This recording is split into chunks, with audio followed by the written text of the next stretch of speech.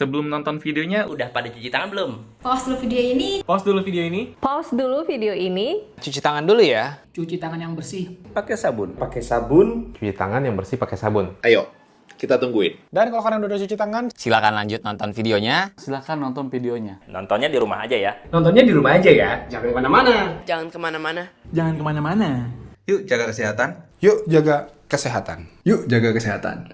Enjoy the video. Have a nice day. Salah. Nah, jadi awalnya tuh gara-gara ada yang nanya di IG story. Akhirnya gue kepikiran pengen bikin video rekomendasi HP 4 juta. Ada Samsung Galaxy A51 dan Vivo V19. Sebelum kita mulai, gue mau kasih tahu dulu kalau di video ini gue bakal lebih fokus di sektor kamera. Nah, nggak cuma harganya yang sama-sama kepala 4, kamera belakang kedua HP ini juga sama-sama 4. Kalau dilihat dari resolusinya, A51 lebih menjanjikan. Terlepas dari lensa utama yang sama-sama 48 megapiksel, resolusi 3 lensa penunjang di A51 emang lebih tinggi. Tapi apakah resolusi yang lebih tinggi ini adalah jaminan kalau hasil fotonya pasti lebih bagus? Nah, mari kita coba buktikan. Yuk kita langsung bandingin aja dengan ngeliat beberapa perbandingan foto ini. Yang kiri adalah Vivo V19 dan yang kanan adalah Galaxy A51. Gue jamin kalian pasti bakal bingung nentuin mana yang lebih bagus karena kedua HP ini punya kualitas yang berimbang. Nah, setelah gue perhatiin dengan seksama, ada dua hal minor yang jadi pembeda antara kamera V19 dan A51. Overall, AI Vivo V19 lebih agresif, yang mana bikin warna foto jadi lebih vibran atau kadang lebih pekat dari A51. Dan satu lagi yaitu soal aperture. Walaupun di atas kertas bukaan lensa V19 lebih gede, tapi kenyataannya justru sebaliknya. Hasilnya fokus area dari jepretan V19 lebih luas atau lebih lebar, serta exposure yang lebih pas. Sementara kamera A51 seolah punya bukaan yang lebih gede, kelihatan dari area fokus yang lebih sempit alias lebih ngeblur dan juga bisa nyerap cahaya yang lebih banyak. Untuk skenario foto yang lebih spesifik, gue coba beberapa mode, dimulai dari mode HDR, perbandingannya kayak gini. Kamera A51 lagi-lagi bisa nyerap cahaya lebih, dimana objek di depan dan belakang kelihatan balance, sementara kamera V19 bisa ngeredam backlight dengan lebih maksimal, tapi dengan ngorbanin cahaya area ruangan ini jadi lebih gelap. Lanjut foto super wide, di sini kita bisa lihat perbedaan mencolok di mana kamera A51 punya angle lebih luas tapi ada sedikit distorsi, sementara V19 lebih sempit angle-nya tapi nggak ada distorsi sama sekali. Berikutnya foto bokeh, gua pakai buat motret muka orang. Untuk ketajaman bisa kita lihat jepretan V19 lebih tajam, sedangkan A51 lebih smooth. Gimana dengan edge detection atau kerapihan bokehnya? Lagi-lagi jepretan V19 ini lebih rapi, bisa kita lihat di area rambut. Next, foto makro. Dari perbandingan foto ini gue bisa lihat kalau resolusi lensa makro di A51 emang bener lebih bagus dari V19, yaitu 5 megapiksel vs 2 megapiksel. Tapi ternyata hal ini nggak bikin A51 mutlak unggul. Kenapa? Karena AI di Vivo V19 bisa bekerja agresif, ngeboost ketajaman dan kontras gambar sehingga kelihatannya itu lebih detail. Terakhir kita coba bandingin foto low light. Buat gue hasil akhirnya ya nggak terlalu beda jauh ya, sama-sama bagus 11-12. Tapi yang mau gue highlight di sini adalah proses motretnya, dimana shutter lag A51 ternyata lebih lambat.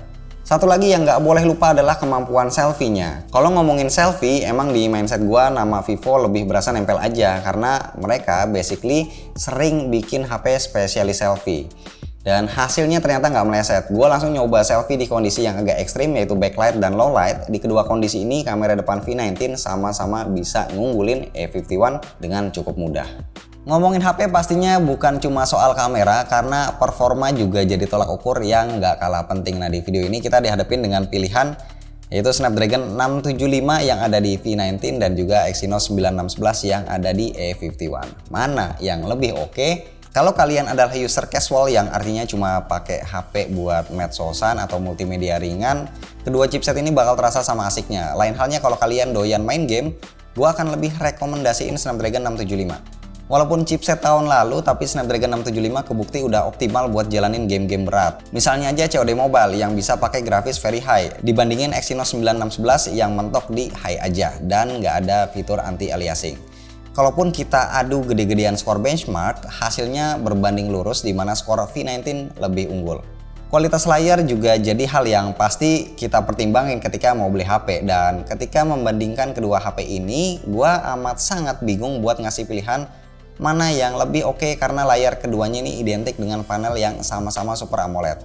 Setelah merhatiin secara detail, akhirnya gue pun nemuin fakta kalau brightness maksimal layar V19 sedikit lebih tinggi, tapi urusan saturasi warna layar A51 sedikit lebih deep. Tapi sekali lagi, percayalah, kalian gak akan nemuin perbedaan kualitas yang signifikan. Kalaupun ada perbedaan, yang paling mencolok gak lain adalah punch hole, di mana ukuran lubang di layar V19 lebih kecil dan posisinya ada di sudut kanan. Emang berasa sedikit lebih nyaman sih, terutama pas lagi dipakai main game. Jadi area yang ketutup itu nggak terlalu gede. Masih soal layar, karena sama-sama pakai panel Super AMOLED, jadi otomatis kedua HP ini pun sama-sama ngebawa fingerprint under display. Dalam hal ini, sensor screen touch ID yang ada di V19 lebih cepat dan responsif. Dan kalau kalian adalah hardcore gamer, V19 punya ketahanan baterai yang lebih oke. Hal ini emang sangat wajar karena kapasitas baterai V19 itu lebih gede 500 mAh dibanding yang ada di A51. Tapi akibatnya proses pengisian baterainya jadi lebih lama dengan perbedaan itu sekitar 15 menit.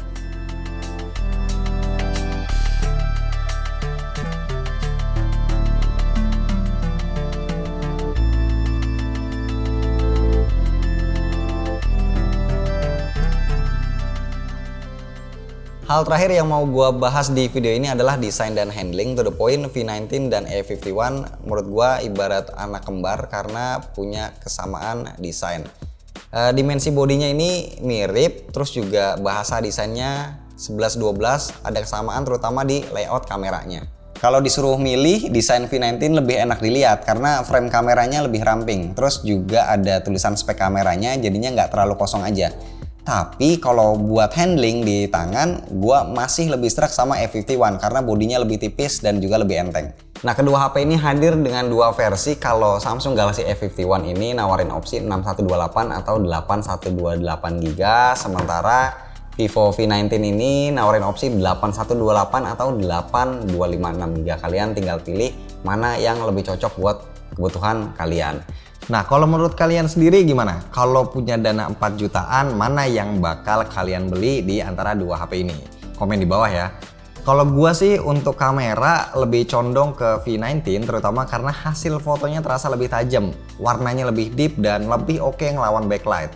Performa juga sama, gua lebih megang Snapdragon 675 dibanding Exynos 9611. Karena emang skor benchmarknya lebih cepat dan untuk real world gaming lebih kencang. Tapi lain halnya soal handling, gua lebih nyaman pegang Galaxy A51 karena lebih enteng dan tipis.